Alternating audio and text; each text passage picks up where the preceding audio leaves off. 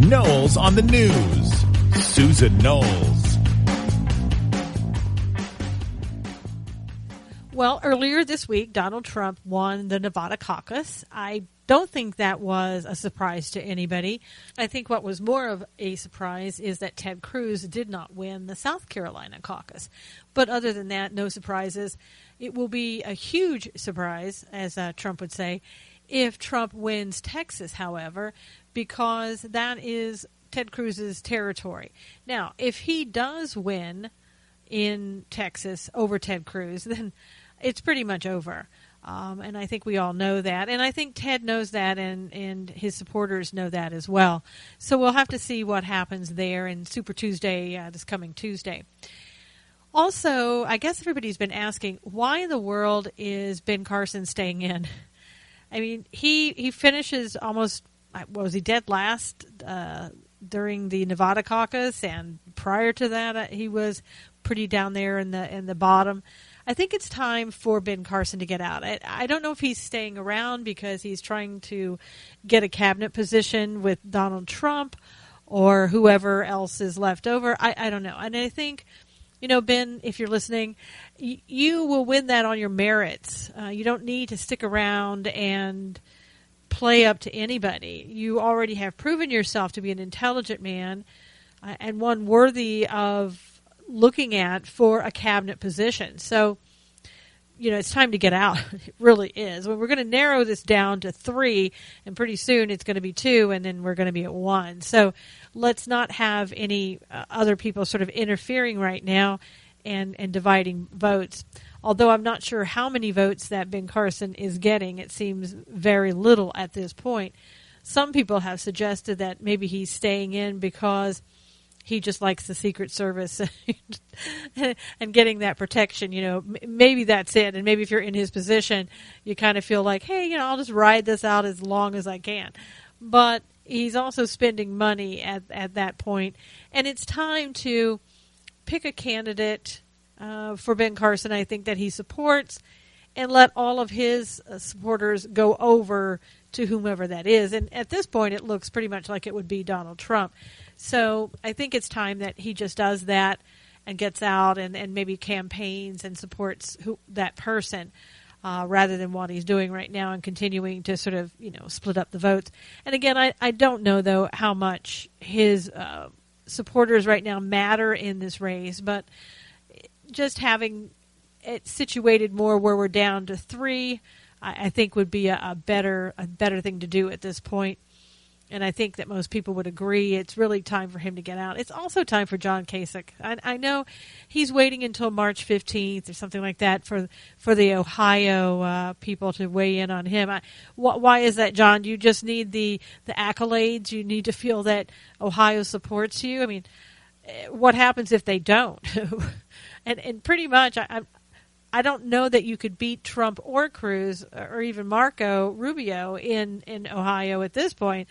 So, I don't know. Maybe you want to rethink this and try to get out early. You just come up with some excuse. You got to go help Jeb on something, and so the two of you are going to bow out and go do that work, whatever you need to do. But I do think it's time for John to move on and Ben to move on, and hopefully they will go ahead and make that decision pretty soon here. Now, I have a question I want to kind of pose to the Donald Trump supporters. This has been, and you have to agree, whether you're for Trump, for Cruz, Rubio, or anybody else, you have to agree that this election cycle has been pretty nasty.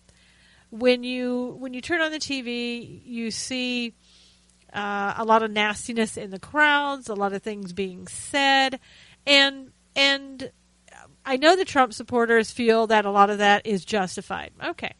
Fine. If you want to attack people on social media and Twitter, go ahead. I know other candidate supporters are doing the same thing. Cruz supporters, Rubio supporters, I'm sure they're doing the same things. But if it boils down to where it's just Trump against Hillary, here's my question for the Trump supporters. And really take some time to think about this, because I think it's really important to your cause. There has been a lot of division between the Trump supporters and the other candidates.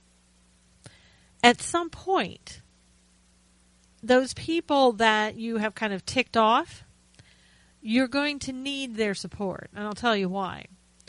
What happens if those people that have felt unloved, let's say, from those who support Donald Trump, what happens if they stay home and they don't vote? What happens if they go to the polls and vote and they write in their candidate? Or what happens if they go to the polls and they vote and they write in Hillary instead?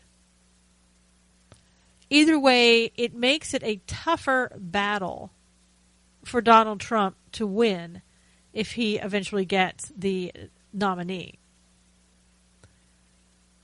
So do you have any concerns about that at this point? Do you feel that you don't need the support of the Cruz people, the Rubio people, Ben Carson's people, evangelicals, on and on and on, that those people are no longer needed, and that you can win with Trump with a number of people that you have now, because those people definitely would go out and vote.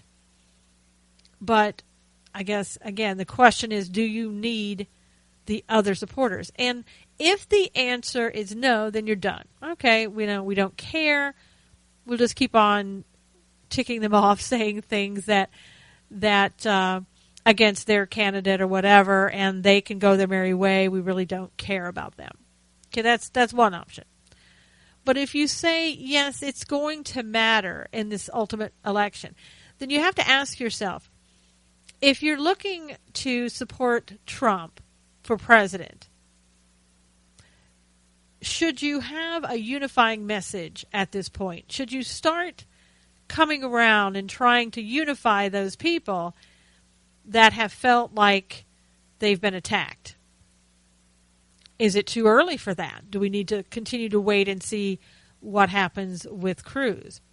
But if it ultimately boils down to it, I think that at this point you shouldn't assume that those people who support Cruz and those people who support Rubio would automatically just go and vote for Donald Trump. I think they're going to need some convincing. I think there needs to be some healing for that to occur. And if you continue to do the route that I've seen, I've seen it in social media, and it's nasty. And you can't even say the word Trump without curtsying or bowing unless you want to get seriously attacked on social media. And I don't understand why it needs to be that way. And I don't think it does need to be that way. I think we need to start unifying everyone here, bringing everybody together so that we have the goal in mind. And the goal in mind is, according to what I've heard from Trump supporters, is that you want to bring back America. Well, you can't bring back America and make it better or make America great again if you don't have the support of a number of people that you're going to need. I think it's always a falsity if we think that we don't need people, that, we have enough, we don't need you, go your merry way. I think it's always better to unify people under one umbrella of the United States. And I know that that's not going to always include everyone, because not everyone wants to be under that umbrella. But I think in this case, we need to start bringing our country back together. For so long now, we have been so divided. And the GOP now being divided like this isn't helping us one bit. And again, more seriously, I think the question is, what's going to happen when it comes down to the election? If we're continuing to be this divided, I don't see people going to the polls and voting for Donald Trump. Those people who have been attacked on social media, who have been told how stupid they are, or whatever other insult that you might want to bring to them, about themselves and about their candidates. It's not the way to unify a country and get everybody behind a candidate. Looking at Ronald Reagan, you didn't see Ronald Reagan doing things like that, but he unified the country. I mean, Ronald Reagan used to be a Democrat, and he became a Republican, and he had everything going against him. Donald Trump, on the other hand, doesn't have that many things against him. He's got a lot of people out there supporting him. So why ruin a good thing? Why continue to make people feel like they don't belong and alienate them?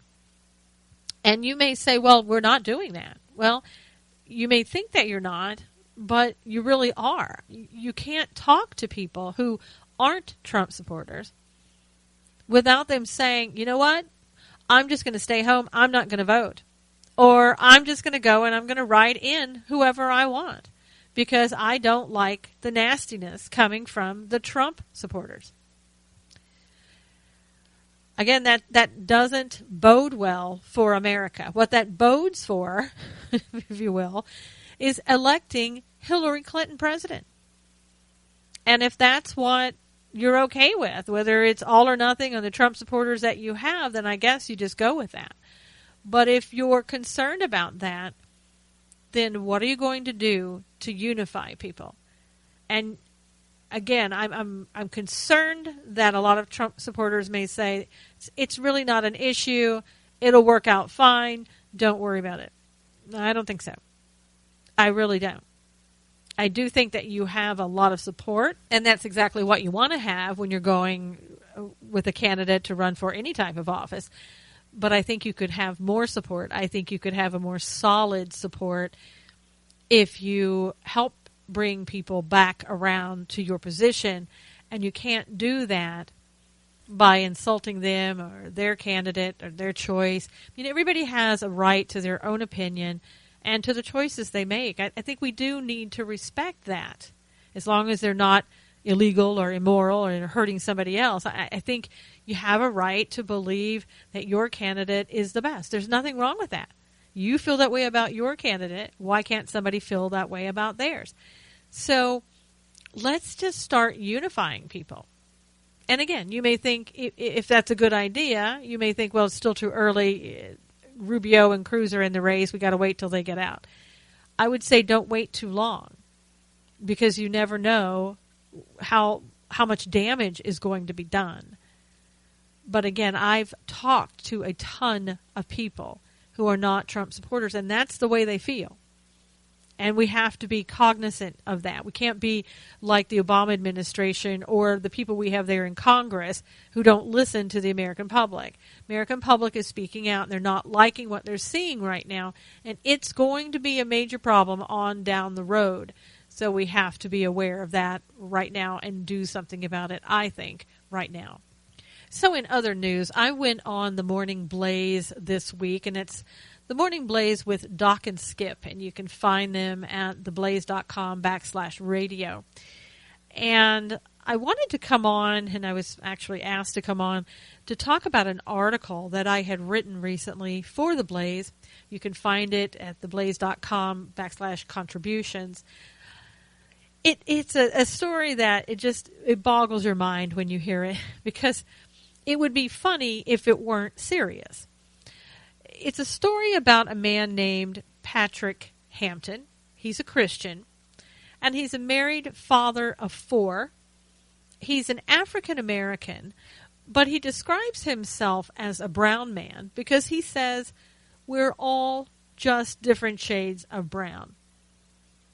And Mr. Hampton also works with inner city kids, and he lives in Chattanooga, Tennessee. Well, recently, after watching the halftime performance of Beyonce Knowles, and I'm sure you saw what a wonderful halftime show that was,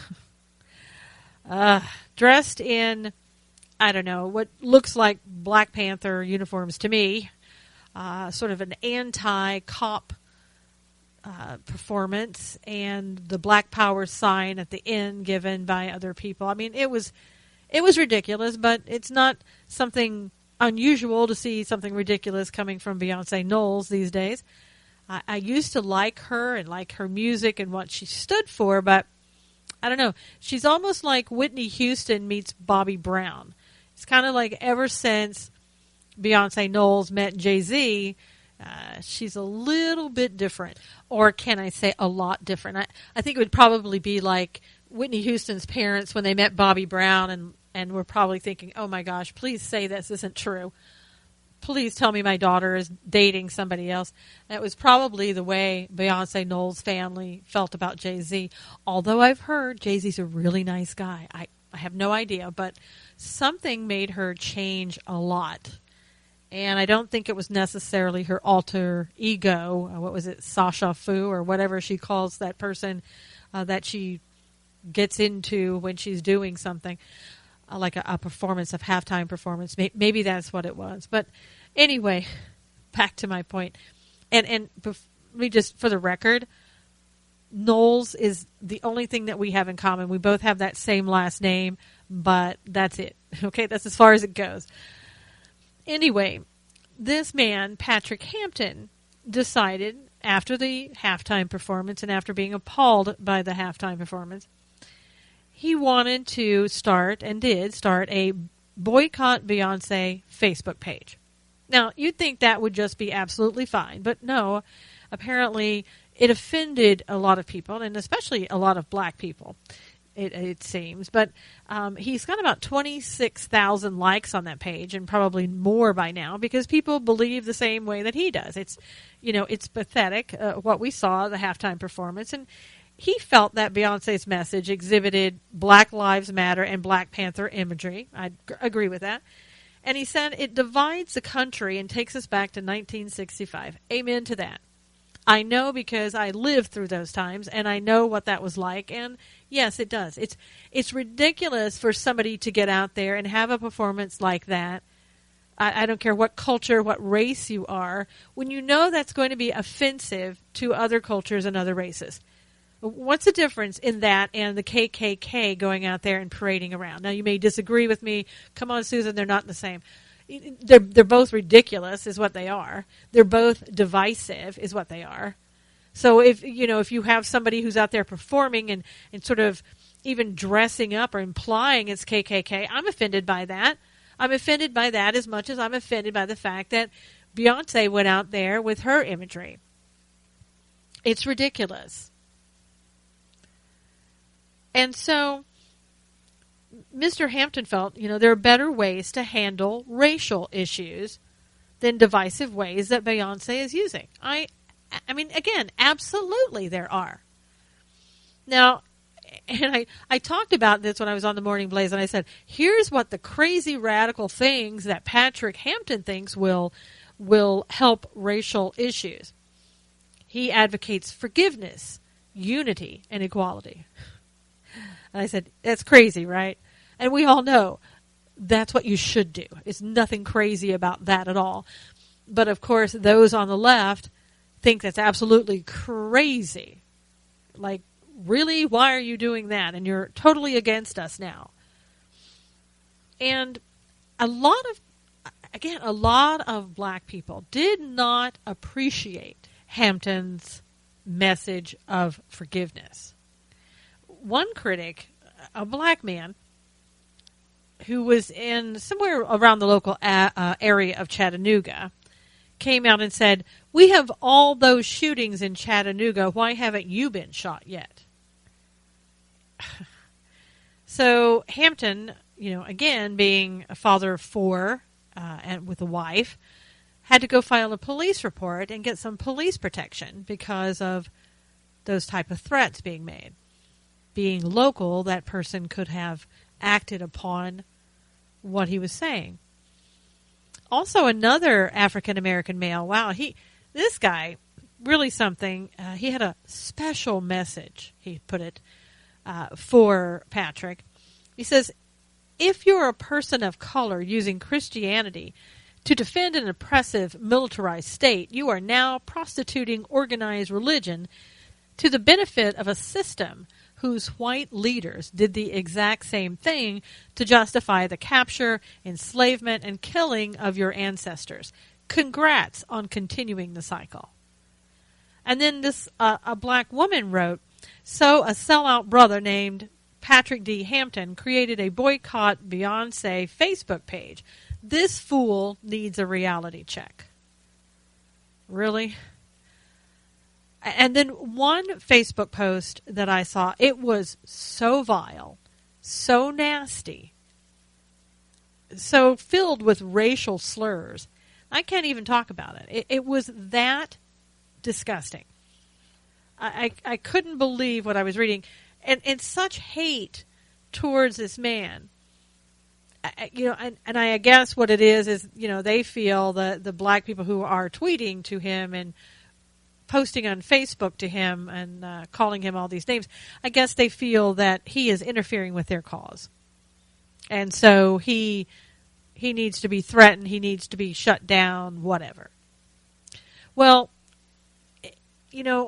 the police have told Hampton, take down the Facebook page so that these people could calm down and you'll stop getting threats. So in other words, just be silent. Sit there, don't say a word, because this is what they do. Groups on the left who don't want you to talk, who want you to remain silent, who don't want you to make any changes because they want what they want.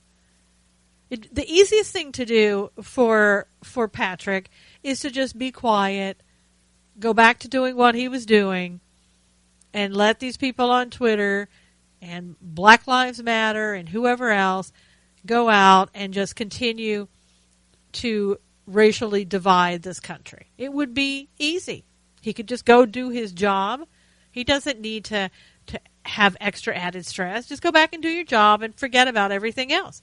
Well, he said, no, I'm not taking down my Facebook page, and I'm not going to shut up.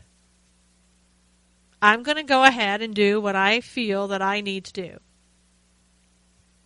So what he's doing now is he's looking to start up a new foundation called All Lives Matter Foundation.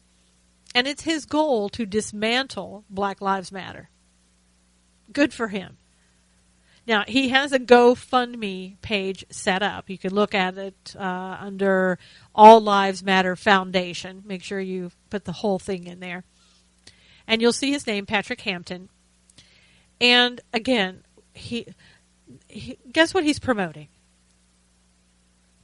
He's promoting love, unity, forgiveness, racial reconciliation, and law enforcement education. Oh my God, how horrible is that? How hate-filled is all of that? Oh wait, no. That's Black Lives Matter. Black Panthers. Those people who want to continue dividing us as people of the United States, as all of us. It's really amazing. I don't know where this country is going to. There's been some incredible changes. I know back in the day, in the civil rights era, there was so much hate. I lived through so much hate.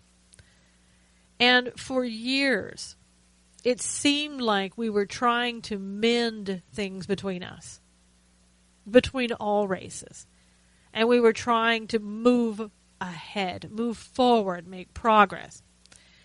And I really have to say that this administration has been instrumental in opening up old wounds, and not even just slightly, but ripping them open. And it gives people like Al Sharpton a reason to live. It really does. But it's incredibly bad. It's I don't know, in some ways it hasn't gotten to the turmoil exactly to the way it was in 1965 and during desegregation and all of that. But it's coming really close. And I'll tell you, it's going to get worse.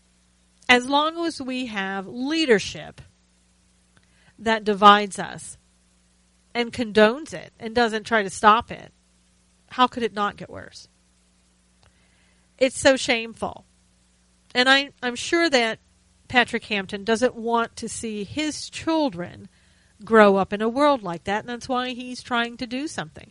So if you feel like his organization, All Lives Matter Foundation, is something that you want to support, please do. Go there and check it out. He's trying to get money now to start that nonprofit organization and get it going. And I really hope that he can. Because we do. We have too much hate in this world. We don't need more. We do need more love. We do need more compassion. And what we also need, again, we need a president who's going to come in and begin to unify the country, heal the country. We can't keep going this way. We're going to be right back there to the Kent State. And if you don't know anything about Kent State, go and look at that. We're going to be right there with the racial riots, with Malcolm X, all of those things. It seems like we've moved, so far away from reasonableness. Things that Dr. Martin Luther King used to say. It seems like today people don't want to listen to King. They want to listen to everybody else, the Al Sharptons of the world. When I wrote the article and did some research, I found a unifying video from Dr. Martin Luther King, one of his speeches, and the Radiance Foundation had it up. And it's also, like I said, it's in my article, the article that's posted on the Blaze under the contributions section. Can't miss it. It says you're not allowed to speak out against Black Lives Matter, even if you're black. Not going to be too hard to find that one. But anyway, in this video, and I really suggest that you click on that link in the article and go there and listen to this video. I listened to it, 3 or 4 times, because the message was amazing. Here's part of what it said. It said that one day men will recognize that out of one blood, God made all men to dwell upon the face of the earth, and that we should be dissatisfied until that day when nobody will shout white power, when nobody will shout black power, but everybody will talk about God's power and human power. Gosh, does that sound like anything that you would hear someone from the Black Lives Matter group saying? Absolutely, they would not say that. It would all be about what whites have done to them, what they need to do in order to take back their power, all that stuff. That's not the message of Dr. Martin Luther King, Jr. He wanted everybody to live together, everybody to unite, without one race showing and saying that they're superior over another. And I'll tell you, if you look up the definition of racism, not only is it about the color of your skin, but it's about believing that your race is superior. And I don't know if the Black Lives Matter groups have looked that definition up, but when you're sitting there and you're talking down about another race, that's racism. I don't care if you are black. I don't care if you're white. I don't care if you're Asian. I don't care what you are. When you're talking like that, that's racist. That's racist speech. And I think in this country we need to start looking at that and calling things the way they are. And I think that's what Patrick Hampton is trying to do. Let's call it like it is. Let's stop being silent. Let's stop just sitting down and hoping that somebody else is going to do something about it.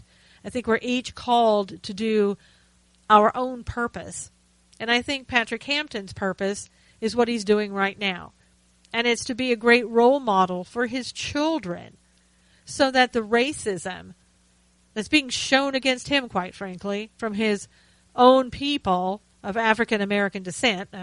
I haven't seen any white people say anything bad about him, so I can't say that anybody else, white, Asian, or Hispanic, is saying anything about him. But the people that you think would be on his side are totally against him and treating him so disrespectfully. So let's all get behind him and show him that when you do the right thing, that people will stand with you. So if it's something that you would like to support, just go to GoFundMe, search for All Lives Matter Foundation, and check it out yourself. Check him out. If you have any questions, email him. Ask him to show you whatever you need. I'm sure that he'd be very happy to answer any questions that you might have. And if you would like to hear the interview that I did this morning, the segment is up on my SUSANKNOWLES.com website. Just look for the article that talks about my guest appearance. It's about a 12-minute and 40-second segment, and you can also listen to the entire show if you'd like, but I have this segment separated out from the entire show. So please listen to that and just share that, if you will, so that other people could start to know and find out what's going on with Patrick Hampton and what he's hoping to accomplish.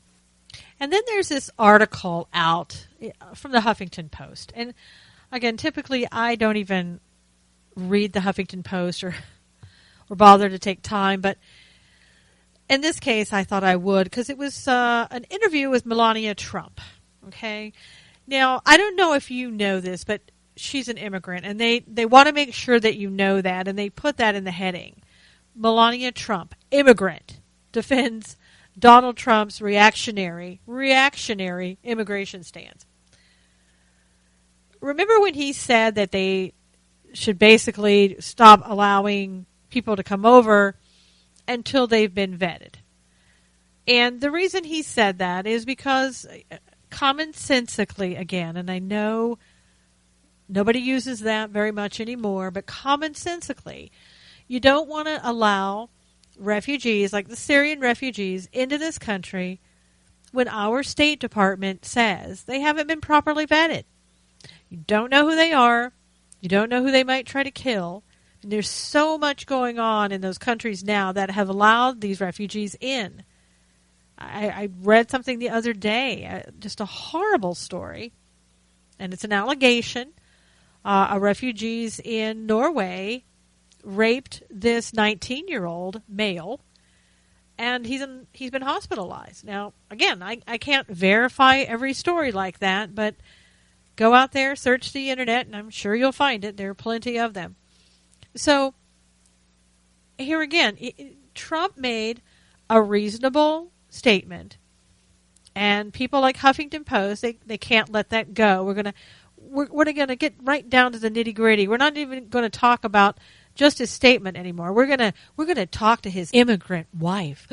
How in the world could she be married to him when he's insulted her because she's an immigrant, and he said that about every single immigrant, right?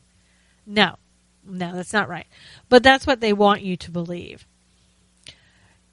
Here's the article starts out. The wife of GOP presidential frontrunner Donald Trump said Wednesday she supports her husband's hardline positions on immigration despite the fact that she's an immigrant. Duh. I mean, why wouldn't she? He didn't insult every immigrant. He specifically talked about the illegal immigrants and like those coming over from Syria as well that are unvetted. And she was on, I guess, on the Morning Joe. Why you would want to go on the Morning Joe, I don't know. But I suppose if you're a presidential candidate's wife, that's something that you have to do. When he kicked off his presidential campaign last summer, Trump infamously, this is the Huffington Post's opinion about what everybody felt. And obviously, everybody didn't feel this way, but they want you to believe that this wasn't a very good statement that he made. Everybody was against him when he made that statement, when that's absolutely not true. But he said that Mexico was not sending its best over the U.S. border, but instead people who are bringing drugs and crime and who are rapists. Okay. I mean, you only have to live near a border town to realize that, of course, that's not everyone, but it does happen. And he was telling the truth there, but it's not a truth that the Huffington Post wanted to hear. Again, they wanted you to think, wow, this poor immigrant woman is living with such a bigot like Donald Trump. Instead, she backed up those comments with the rationale that her husband was speaking only of illegal immigrants as opposed to those who are documented. We all know that's what he meant. Everybody except the Huffington Post and their readers. She said, I don't feel he insulted the Mexicans. He said illegal immigrants. He didn't talk about everybody. He talked about illegal immigrants.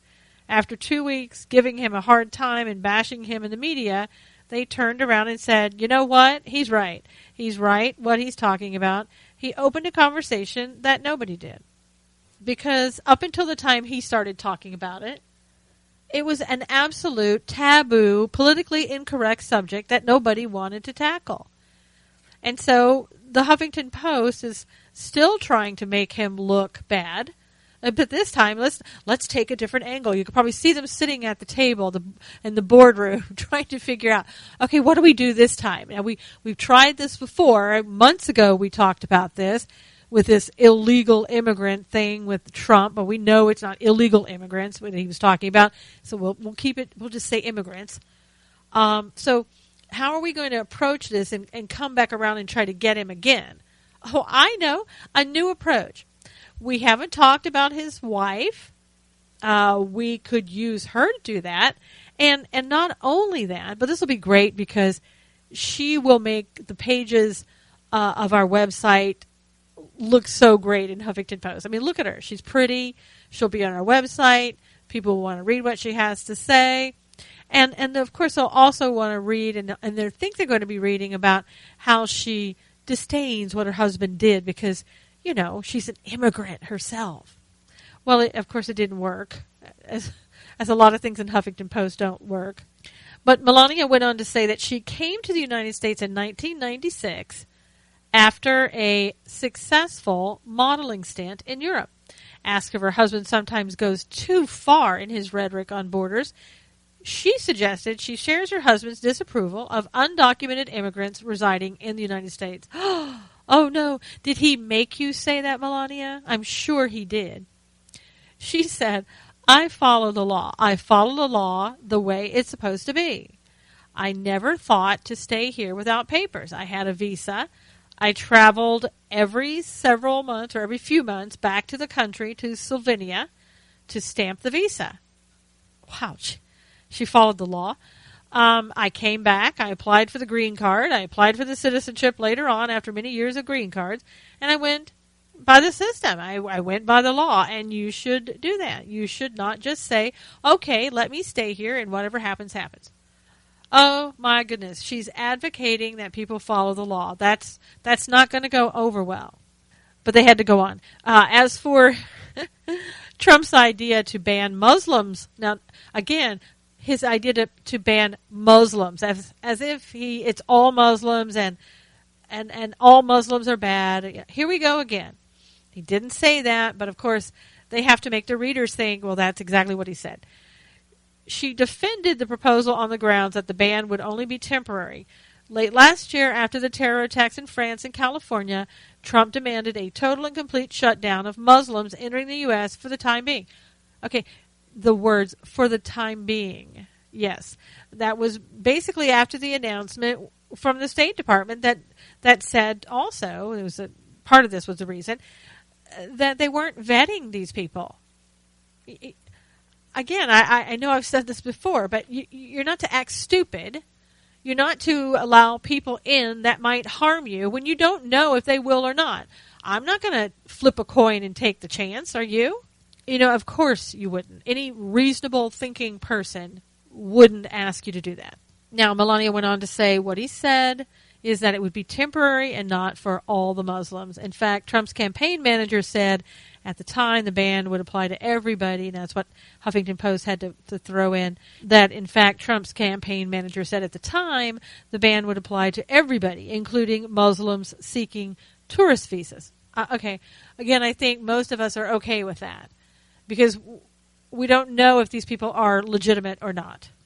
Donald's wife went on to say he wants to protect America. He wants to protect the people of America.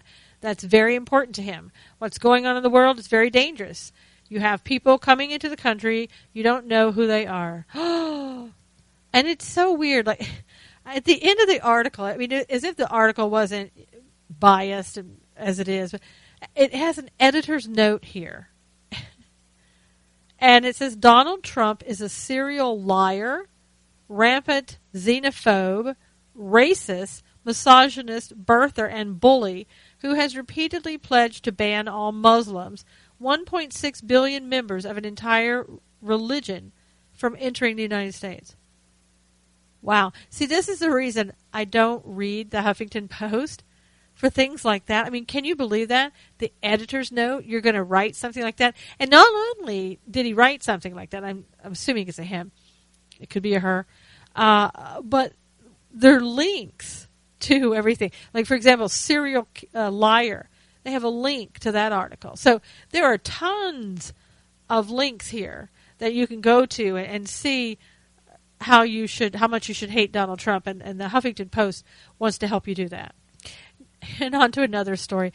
Have you ever thought about how many times you go, well, that's garbage. That's just trash. You know, when you're talking about something that you don't like. Well, maybe you should rethink that attitude. There is a guy, a couple of guys, as a matter of fact, but this one is Noel Molina. Smells trash. When he smells trash, he smells money and lots of it. He and his coworker, Tony Sankar, have been picking up trash together for a decade in New York City.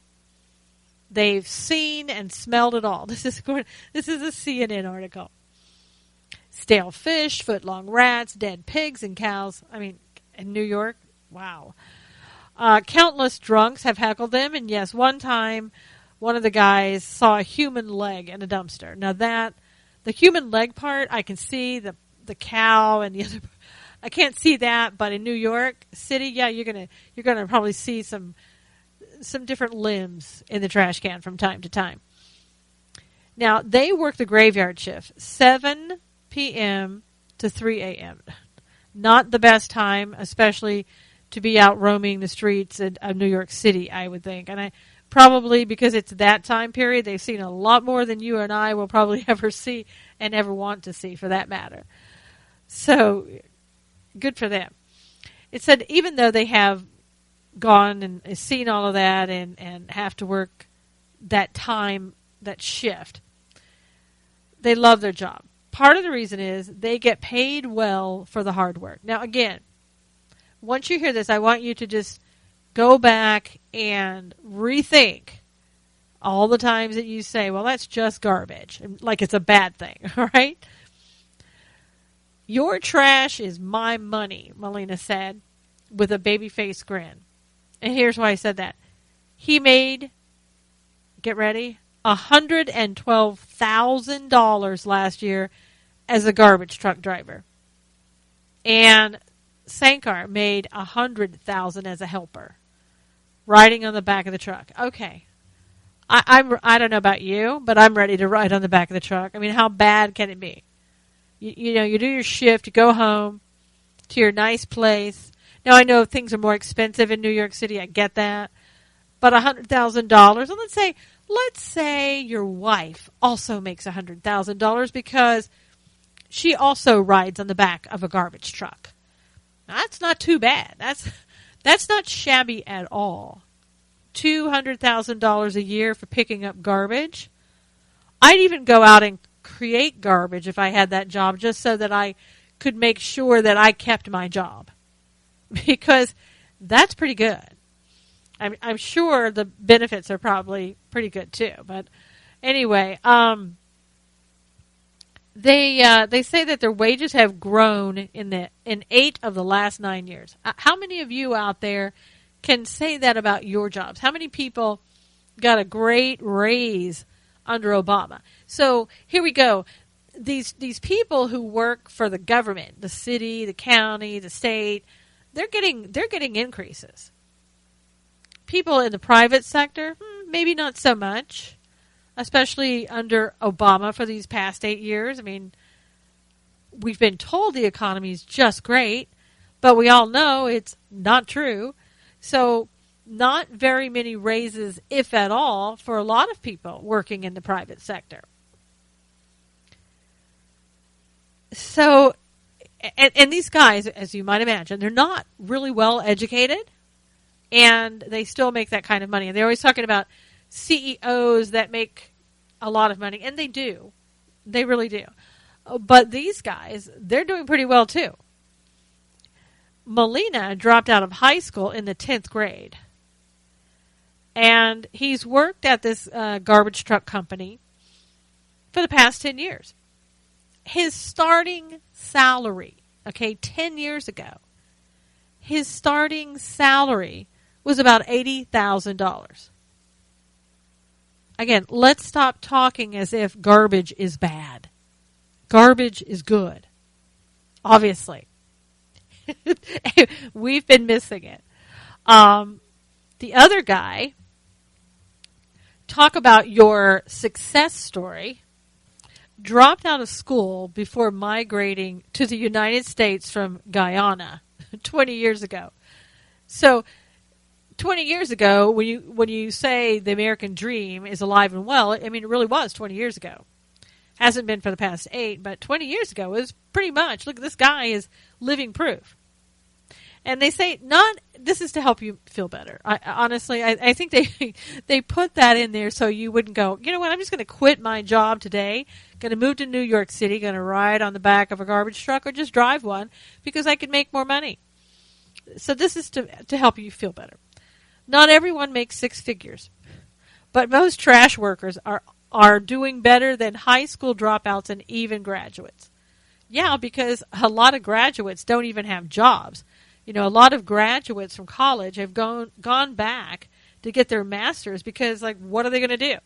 You can't go out and work in the field that you majored in. There are no jobs. And it really, for a lot of things, it doesn't make sense to go back and get your master's when you don't have a job with your bachelor's and when the economy is so bad. But I think people are thinking, well, after this president is gone, maybe my master's will finally pay off and I can make some money, maybe, I don't know, $20,000 a year. And, you know, it's really sad when you put in all that time and money and effort that some of those degrees, they just don't pay off. I mean, they used to. They don't anymore. All these young people who are starting out thinking, oh, gosh, the master's is going to get me $100,000 a year.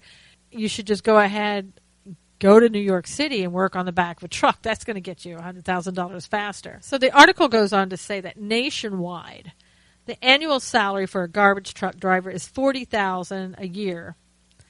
And high school dropouts earn about $24,000, while high school graduates make about $30,000 annually, according to the U.S. Education Department.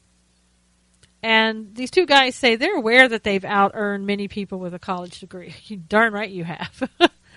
and they go on to say, guys who go to college might not make the kind of money I make on the back of a garbage truck picking up trash. Amen again. You're absolutely right. They said not only, here's the part you're going to feel bad. But just realize the pain will go away in a minute. But not only do they earn a good salary, their wages are growing faster than the average, too. Okay, so growing faster than the average.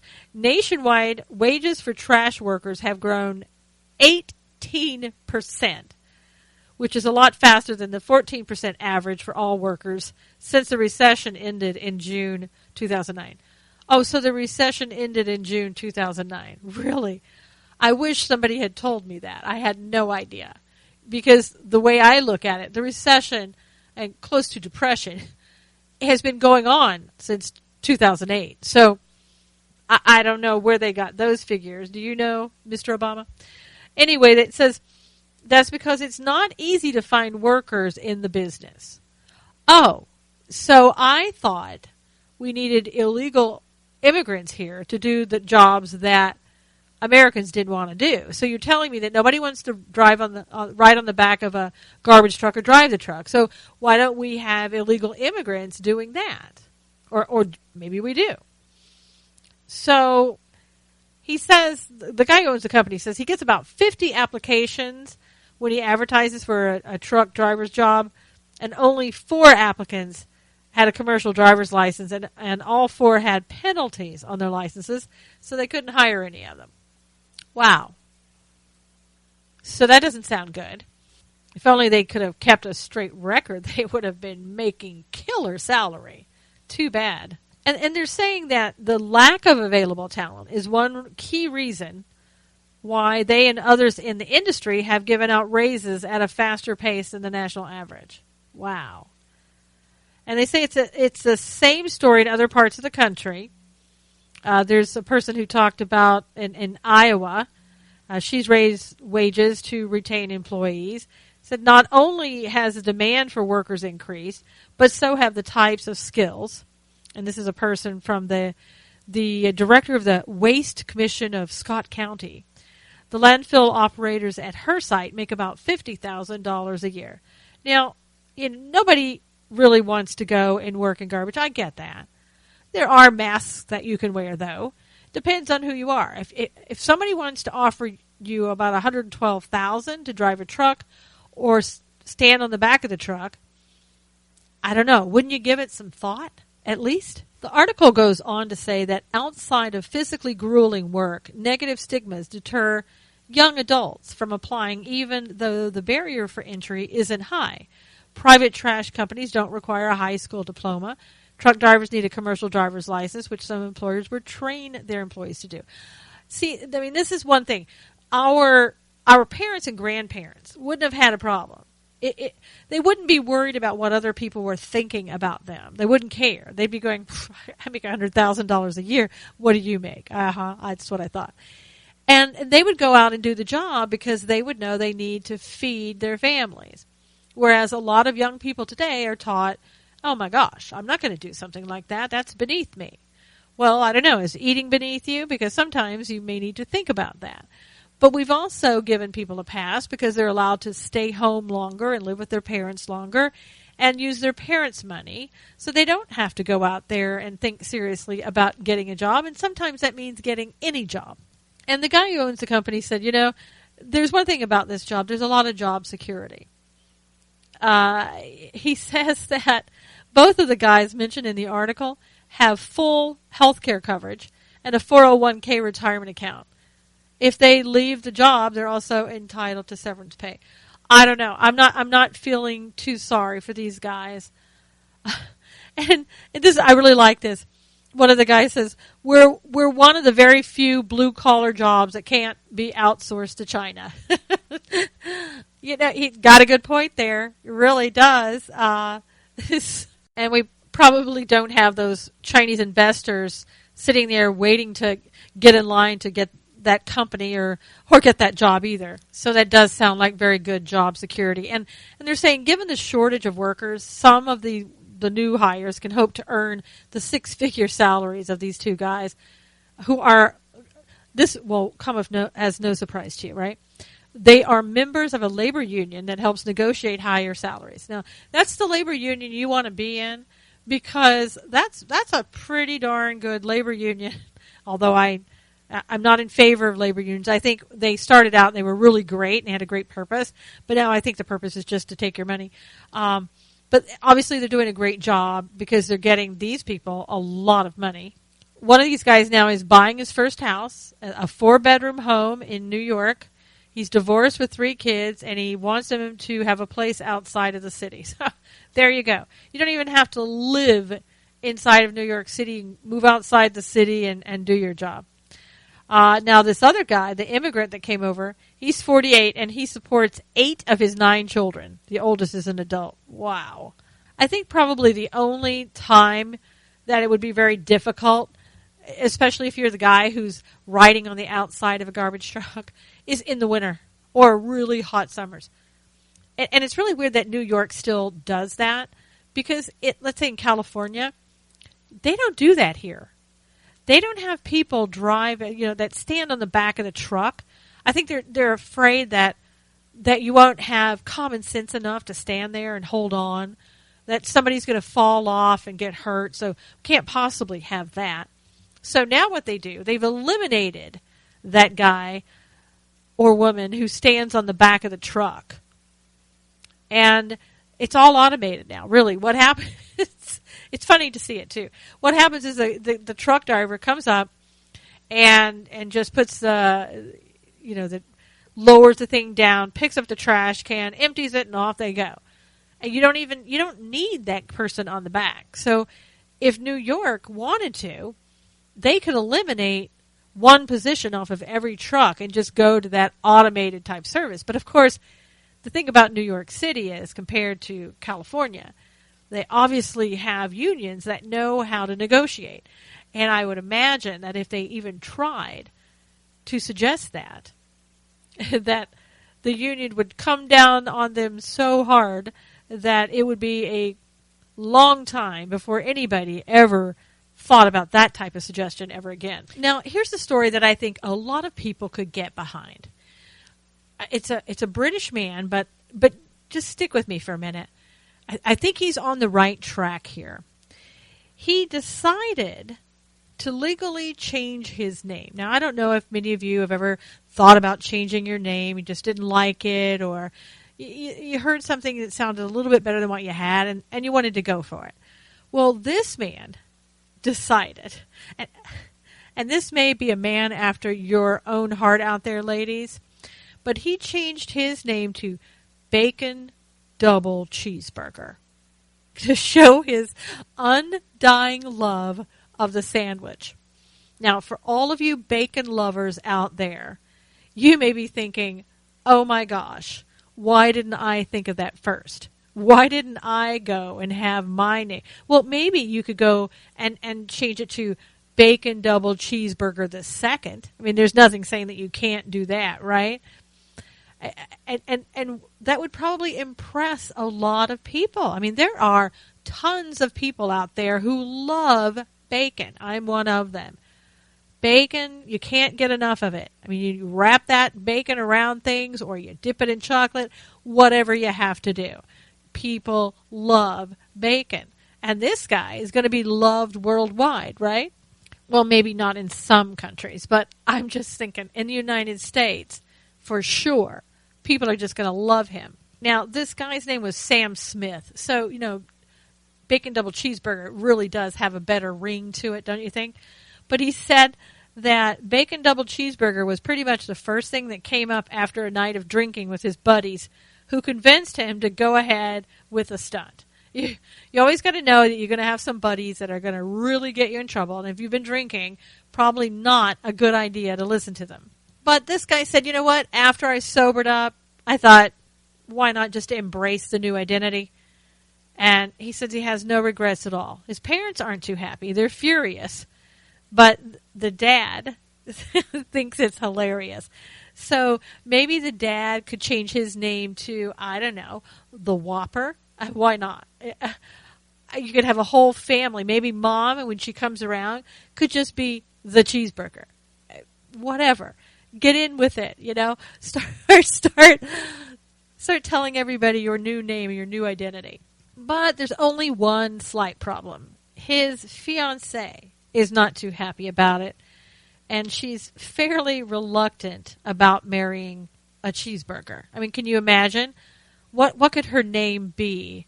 I mean, if she had a first name like Cheesy, she could be Cheesy Cheeseburger. Nothing wrong with that, right? Sounds pretty good.